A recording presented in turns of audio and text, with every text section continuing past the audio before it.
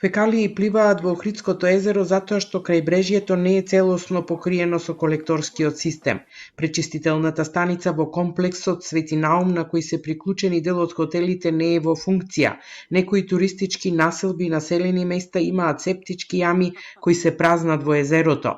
Стамбени објекти ја приклучуваат фекалната канализација на атмосферската која директно оди во езерото, а одредени приватни куќи фекалиите ги испуштаат во реките кои се влеваат во Охридското езеро, објави Институтот за јавно здравје во извештајот за квалитетот на површинските води. Значи, проблемот со дивите приклучоци од една страна е детектиран веќе последниве неколку години, потоа проблемот со капацитетите и можностите на пречистителната станица за Охридското езеро, како и проблемот, третата група на проблеми од теренот укажуваат дека делот кој што не е приклучен на колекторскиот систем или пак колекторските системи не функционираат, односно потексите и оние станици за пречистување на отпадни води, да речеме од некои хотелско угостителски објекти не функционираат во моментот. И покрај ваквото катастрофално и неодговорно однесување кон едно од најстарите и најубави езера во светот, водата е со добар квалитет и може да се користи за капење и рекреација.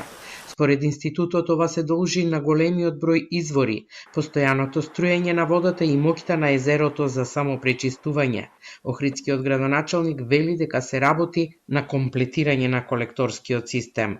Најголемиот дел од крајбрежјето кој што е под територија на општина Охрид е покриен со колекторскиот систем и функционираат. Истото го покажуваат испитувањата на токму Центарот за јавно здравје пред почетокот на туристичката сезона, освен на неколку точки кои што самото езеро не е покриено, а за кое во текот на минатата и оваа година за дел се добијани веќе и одобренија покрај изработката на проекти, а за дел, односно за последниот дел, тоа е за Љубаништа, ќе биде нарачан проект уште во октомври. Од Министерството за животна средина велат дека од буџетот за годинава се издвоени над 700.000 евра за да продолжи санацијата на колекторскиот систем која започна во 2019 година.